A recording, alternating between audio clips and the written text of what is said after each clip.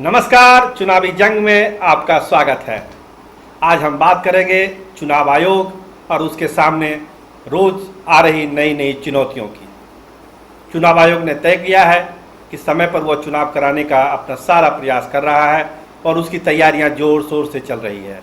पिछले प्रोग्राम में हमने दिखाया भी था कि चुनाव आयोग किस तरह रोज बैठक पर बैठक कर रहा है और ये सुनिश्चित करने की कोशिश कर रहा है कि बिहार में समय चुनाव हो जाए। लेकिन कोरोना और इससे जुड़ी चीज़ें ऐसी चुनौतियां हैं चुनाव आयोग के सामने जो चुनाव आयोग के कदम को धीमा कर सकती है। कोरोना का संकट और उसका जो गाइडलाइन है उसको पालन करने में जो परेशानी आ रही है वो तो अलग है। अब चुनाव आयोग के सामने एक नई मुसीबत आके खड़ी हो गई है। क्या है वो नई मुसीबत जिससे चुनाव आयोग के अधिकारियों के हाथ पांव फूलने लगे हैं? आपको मालूम है कि चुनाव आयोग ने इस बार कोरोना को देखते हुए बूथों की संख्या बढ़ा दी है। अब लगभग 1,06,000 बूथों पर बिहार में चुनाव कराने का प्रोग्राम है और इसके लिए 34,000 अतिरिक्त केंद्र बनाए गए हैं। और ये अतिरिक्त केंद्र में अगर बढ़ गए हैं तो इसके लिए कर्मचारी भी चाहिए।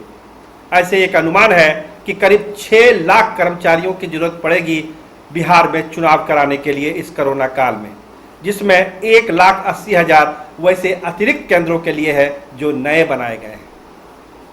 तो फिर समस्या आई है क्या? समस्या ये आ गई है कि चुनाव आयोग को राज्यकर्मियों के कई संगठन ने, शिक्षकों के अनेक संगठन ने, कई संगठन ने लिखित दिया है, चिट्ठी दी है उनको और ये कहा है कि कोरोना का जो विकराल रूप है उसको देखते हुए आप समय पर चुनाव कराने पर विचार करिए। चुनाव तभी कराइए जब कोरोना कंट्रोल में हो। पत्र में इन संगठनों ने लिखा है चुनाव आयोग को कि देखिए, चुनाव के पहले दिन से आखिरी दिन तक यानी जब वोटिंग होती है बहुत सारे कर्मचारी इन्वॉल्वमेंट होता है। ईवीएम को लाना है, ले जाना है, ट्रेनिंग है, जमा करना है, काउंटिंग है, तमाम ऐसी चीज़ें हैं जिस प्रक्रिया में सोशल डिस्टेंसिंग का पालन कराना बड़ा मुश्किल काम है। ये व्यवहारिक नहीं दिखता है। इसीलिए चुनाव आयोग से इन लोगों ने अनुरोध किया है, सादर अनुरोध किया है कि आप इन परिस्थितियों को समझिए और इस परिस्थितियों के हिसाब से अपना फैसला लीजिए ताकि कोरोना का विस्फोट नहीं हो सकता है। राज्यकर्मियों ने जो चिट्ठी लिखी है, शिक्षकों के अनेक संगठन ने जो चिट्ठी लिखी है, उस आलोक में अब आगे ये हो रहा है कि भाषा और पुलिस से जुड़े हुए कई सारे संगठन हैं, वो भी ये विचार कर रहे हैं कि चुनाव आयोग को इस तरह का एक अनुरोध पत्र उनके संगठन भी दें और ये अनुरोध करें कि जब चुनाव का समय उचित हो उसी समय चुनाव कराया जाए। अभी कोरोना का जो हाल है उसमें दिक्कत आ जाएगी चुनाव आयोग को और जान माल के नुकसान का इसमें संभावना ज़्यादा है, आशंका ज़्यादा है। इसीलिए चुनाव आयोग को रिकंसीडर करना चाहिए।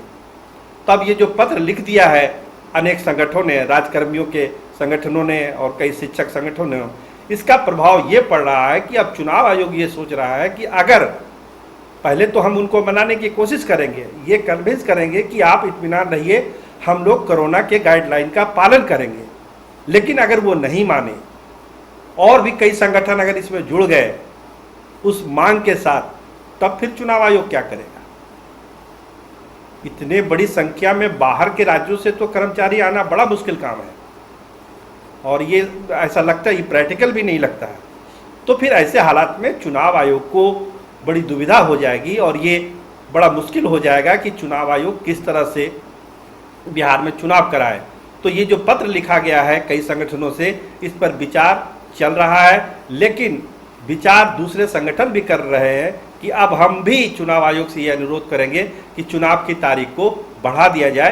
कोरोना में हालात जब सुधरते हैं तब आप चुनाव कराइए, हम लोग पूरी तरह आपके साथ हैं, आपका पूरा सहयोग करेंगे। लेकिन जो वर्तमान परिस्थिति है वो चुनाव के लायक नहीं है। तो अब इस नए डेवलपमेंट से चुनाव आयोग जो है एक बार फिर सोच में पड़ गया है कि वो करे तो क्या करे। अब चुनाव आयोग के गहन मंथन में है कि इस समस्या का समाधान वो अब कैसे निकालें। तो चुनावी चाल में आप इतना ही, चुनाव आयोग की जो चुनौतियां जो आ रही है रोज हम बार बार चर्चा करेंगे और ये अपडेट हम आपको नए नए वीडियो में देते रहेंगे कि चुनाव आयोग के सामने कैसी कई नई चुनौतियां आ रही है और चुनाव आयोग उन चुनौतियों से निपटने के लिए क्या क्या कर रहा है। तो चुनावी जंग में, चुनावी चाल में आज बस इतना ही। कैमरामैन राहुल राज के साथ मैं सरोज सिंह। नमस्कार, धन्यवाद।